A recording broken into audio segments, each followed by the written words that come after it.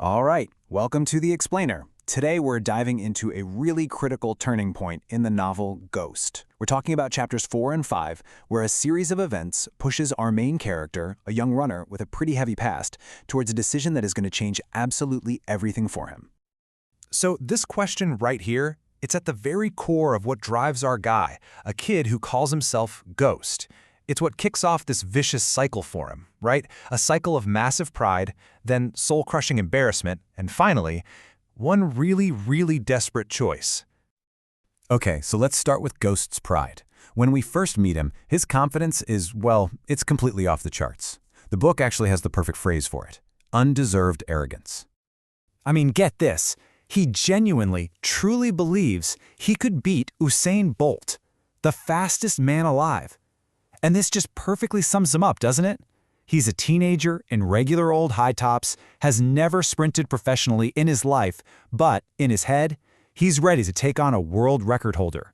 It's a bold claim, to say the least. 9.58 seconds. That's the record. And when Ghost hears it, he just kind of shrugs it off, like, it doesn't sound that fast. So his new coach, Coach Brody, decides, okay, time for a little reality check. And he makes Ghost run 100-meter sprints over and over and over again until all that bravado is just gone, replaced by pure exhaustion. So Ghost's arrogance takes a hit for sure, but his first real practice with the team, whoa, that delivers something way more painful. This is where he meets his rival, Lou, and gets his first big, very public lesson in humility. Okay, so picture this. It's the last sprints of the day. Ghost is just fueled by pure anger because Lou has been talking trash the entire time. And he feels this surge of speed. He's actually closing the gap. And for just a split second, he thinks, this is it. I'm actually going to win this thing. But then, disaster. Just as he hits his top speed, his shoelace comes untied. He trips, he goes down, hard, and his high tops go flying through the air. And the only thing he hears is this collective groan from the entire team. And this, right here, is the crucial moment. He's left all alone on the bench, his knees are all skinned up, his pride is just shredded, and it all happened in front of everybody. That big talk from before, it's just completely gone. So after practice, while he's just kind of stewing, his teammate Patty comes over and gives him a little perspective. She explains that Lou's whole attitude, it's a defense mechanism. Turns out he gets bullied all the time for his albinism, which is a condition Ghost has never even heard of. And this moment is so important because for the first time, Ghost has to see his rival as more than just an opponent. He's a person. It adds this whole new layer to their dynamic. That night, he's at home, still feeling that burn of humiliation, and he becomes obsessed with finding a solution. He can't afford new running shoes, so he decides he's going to make his own with a pair of scissors. So there he is, in his room, performing surgery on his sneakers. He just hacks the tops right off, trying to make them lighter, more like real track shoes. And then he very carefully hides all the evidence from his mom, because he knows she'd be furious. Of course, his little solution doesn't stay a secret for very long. The very next day at school, his attempt to fix the problem backfires and leads to what is maybe his most public and painful humiliation yet. A classmate of his, Shamika, spots his chopped up shoes, and she has one of those super loud, uncontrollable laughs. She just loses it.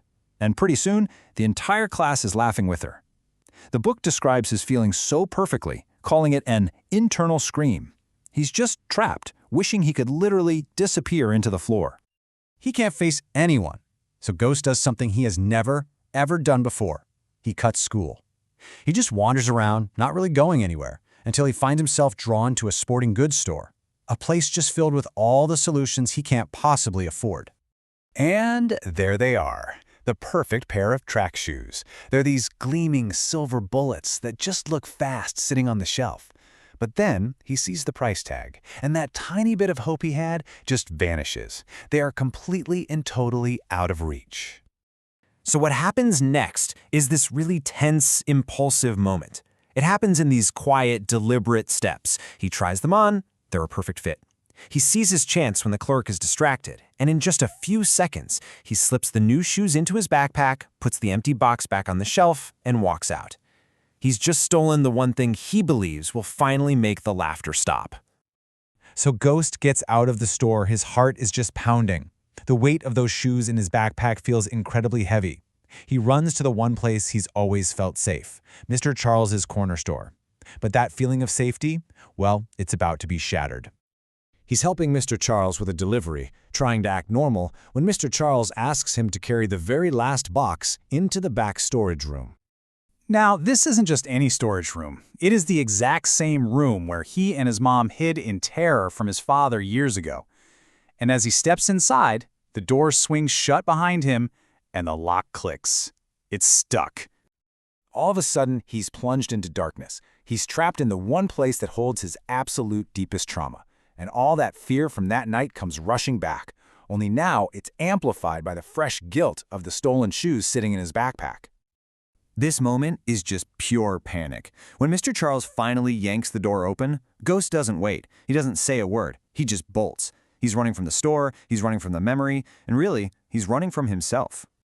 And this leaves us with such a critical question. Those silver bullets in his bag, they were supposed to silence the laughter, right? End the humiliation. But now they're all tangled up with this crime and with his deepest trauma. So you have to ask yourself, can a new pair of shoes really solve his problems if he can't outrun his own ghosts?